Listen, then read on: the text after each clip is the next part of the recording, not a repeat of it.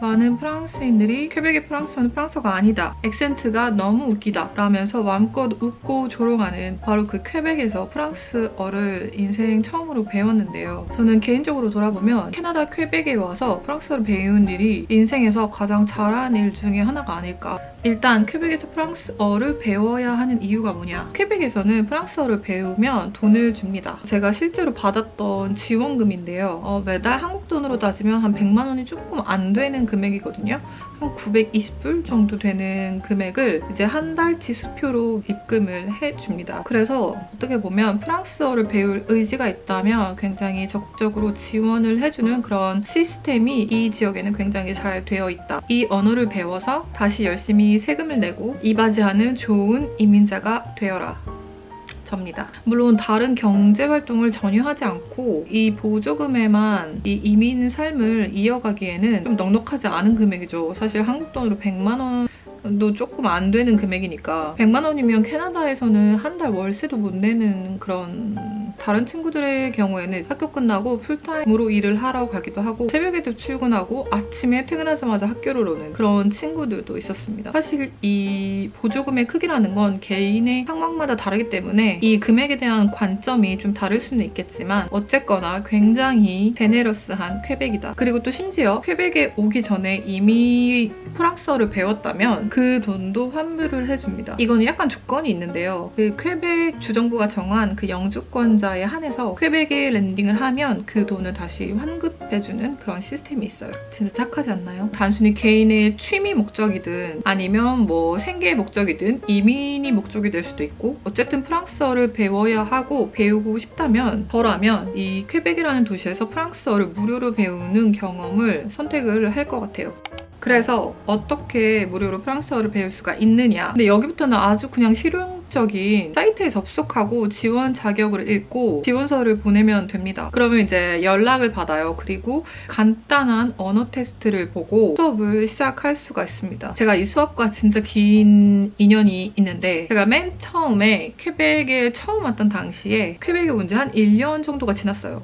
그때 느꼈던 게 진짜 프랑스어 안 하고는 도저히 못 살겠다. 라고 느껴져서 먼저 파트타임 수업을 들어보기로 했습니다. 공짜에 돈도 준다니까. 그래서 파트타임은 한 일주일에 한 번, 그 토요일에 한 2시간, 3시간 정도 되는 그런 수업이었어요. 근데 사실 제가 그 3번, 4번 정도 참가를 하고 그 탈주를 했습니다. 그게 진짜 웃긴데 제 첫날에 제 옆에 앉아있던 어떤 중국인 친구가 있었거든요. 그 친구는 그 토론토인가 어디에서 온 그 캐나다 시민권자였어요. 제 이 아시안 얼굴을 보더니 그 친구가 좀 동질감이 느껴졌나 봐요. 그래서 자꾸 말을 걸더라고요. 여기서 중요한 게 이 정부에서 가르쳐주는 프랑스어 수업이라는 게 그 이민자들의 도시 적응과 언어 교육을 목표로 하는 수업이라서 사실 수업자의 그 스타일에 따라서 굉장히 그 수업의 질이 달라지거든요. 그 한국식의 어떤 그 아카데믹한 레벨이 굉장히 높은 그런 수업을 예상하기는 조금 어려워요. 기대를 내려놓아야 합니다. 기대를 내려놓으면 좀 괜찮거든요. 근데 하필 또 제 첫 인생 프랑스어 수업에 선생님이 이 프랑스어 수업을 처음 하시는 분이었어요. 정말 엉망진창이었다. 그 친구가 저한테 슬쩍 이렇게 쪽지를 이렇게 주더니 이거 맞아? 이런 내용을 써서 저한테 보냈어요. 사실 저도 진짜 고민을 많이 했거든요. 진짜 집에 갈까 말까 엄청나게 내적 갈등이 심했던 상태였는데 그 친구가 쉬는 시간에 더는 못하겠다. 이런 수업을 받을 수가 없다. 나는 집에 가겠다. 이 쪽지를 저한테 이렇게 남겨주고 갔습니다. 집에. 그래서 진짜 여기서 뭘 배울 수가 있을까 2-3번 정도 가는 동안에 그 쉬는 시간마다 그 멕시코 친구들의 항의가 이어졌던, 항의는 아니고 그 교육 방식을 직접 요구한 적도 있었어요. 그래서 사실 제가 그 3번, 4번 정도의 수업을 가는 동안 프랑스어를 배웠냐라고 물어보면 배운 건 거의 없었다. 배운 게 딱 하나 있다면 그 에스파뇰 친구들은 프랑스어를 진짜 빨리 배운다는 것. 그래서 굉장히 질투가 많이 났었다. 뭐 그냥 이 정도? 그래서 저도 그렇게 몇 번 만에 탈주를 하게 되었고 프랑스어를 잊었습니다. 나중에 어떻게든 알아서 되겠지 라는 그냥 독학을 해야겠다. 혼자서 막 이제 말하기 연습하고 그러다가 육체적으로 완전히 좀 릴렉스가 필요했던 시기가 있었습니다. 어차피 노는 김에 프랑스어를 배워보자 해서 꽤 오랫동안 잊고 있었던 그 프랑스어 공부라는 그 열정을 다시 좀 가져오게 된 거죠. 그래서 풀타임 수업을 듣기로 합니다. 2달, 3달 뒤에 바로 연락이 와가지고 수업을 시작을 했습니다. 이 수업은 말하기, 듣기, 쓰기, 문법 골고루 다 배우고요. 근데 물론 아까 말했던 것처럼 그 언어적인 목표는 그다지 높지 않을 수가 있어요. 그 선생님마다 사대펑인 경우가 굉장히 많고 저는 개인적으로 정말 최악의 교사도 만났고 최고의 교사도 만났다고 생각을 하거든요. 이건 뭐 사실 내가 선택할 수 있는 초이스가 없기 때문에 어쩔 수 없는 부분이 아닐까. 그리고 사실 중요한 게 퀘벡의 수업은 오로지 프랑스어만 배우는 것이 아니라 나머지 수업의 그 절반들은 퀘벡, 캐나다를 이해하고 좀 배우는 그런 액티비티, 그런 활동들로 이루어져 있어요. 그래서 저는 좀 개인적으로 이 학교를 다닌 걸 정말 잘했다고 생각하는 이유 중에 하나가 뭐냐면 프랑스어를 배워서 뿐만이 아니라 퀘벡에서 이 도시에서 살아남기 위한 반드시 알아야만 하는 그런 것들, 문화 교육들이 있기 때문에 그런 활동들을 적극적으로 참여를 하는 게 너무 재밌고 좋았어요.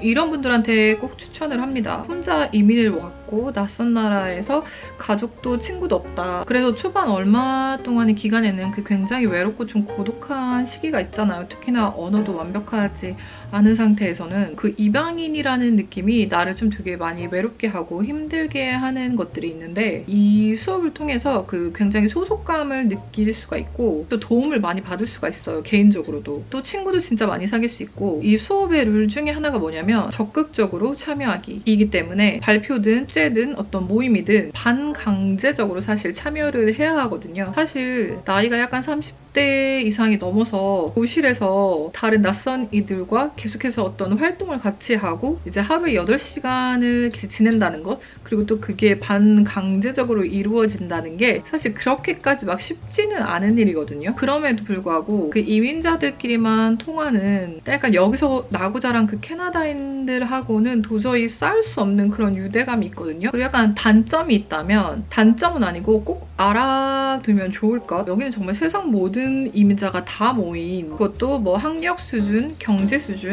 이민의 과정 이 모두 다 다르고 가지각색인 그런 사람들이 모인 그룹이기 때문에 다양성을 잘 수용할 수 있는 그런 태도가 좀 중요한 것 같아요. 프랑스어를 배우는 것뿐만이 아니라 이 퀘벡이라는 이 캐나다라는 나라에서 살아가는 데에 꼭 배워야 하는 것 중에 하나가 아닐까. 그리고 인종 비율을 말해보자면 한국인은 없습니다. 소수의 아시아인들 친구들을 만났는데 서로 아시죠? 그 아시아인끼리 딱 이제 복도에서 딱 마주칠 때마다 약간 그 눈 동그래지는 아시안이다. 그리고 또 이건 단점이라고 해야 될지 모르겠지만 이건 좀 많은 분들이 궁금해 하실 것 같아요. 그 본토 프랑스어랑 퀘벡 프랑스어의 차이점인데요. 분명히 다른 점이 있는데 프랑스어를 혹시 그 완전 본토 프랑스어 식으로 배우고 싶은 분들이라면 퀘벡에서 프랑스어를 배우면 다른 데서는 못 알아듣는 거 아니야? 생각하실 수 있을 것 같아요. 기본적으로는 같은 언어이기 때문에 배우는 방식은 똑같습니다. 그리고 심지어 그 교재도 프랑스 사람들이 만든 교재였어요. 다만 제가 느낀 점은 여기서는 퀘벡의 실생활에서 좀 더 많이 쓰이는 관용어, 구어체들을 좀 더 많이 배우게 되는 것이 사실이고 어떤 선생님들은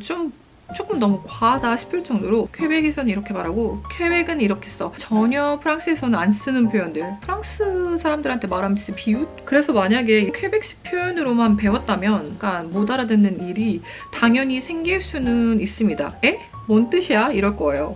결론적으로는 사실 퀘벡에 살고 있기 때문에 퀘벡에서 살 거라면 퀘벡식 프랑스어 표현을 배워야 한다. 그게 맞다 이거거든요. 본토 프랑스어식으로 프랑스어를 배웠어도 만약에 퀘벡에 도착했다? 그러면 분명히 여기서 다시 퀘벡식 표현, 퀘벡식 억양을 습득하시게 될 거예요. 왜냐? 안 그럼 못 알아듣거든요. 나중에 프랑스인들이 말하는 몇몇 표현이나 단어를 듣고 저거는 무슨 뜻이지? 다시 물어볼 수는 있겠다. 그치만 어쨌거나 모두 같은 언어 맞습니다.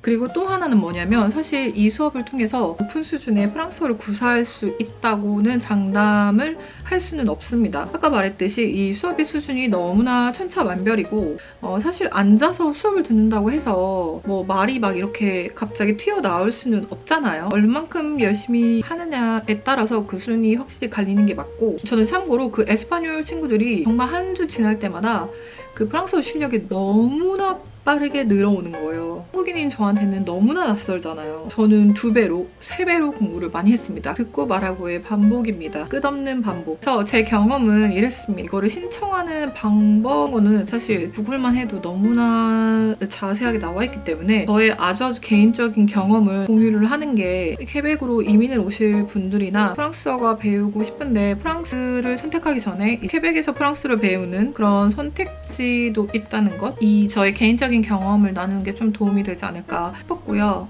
정리를 해보자면 저한테는 진짜 값진 시간이었고 돌아간데도 퀘벡에서 프랑스 배울 것 같아요. 궁금하셨던 분들한테 좀 도움이 되었으면 좋겠습니다.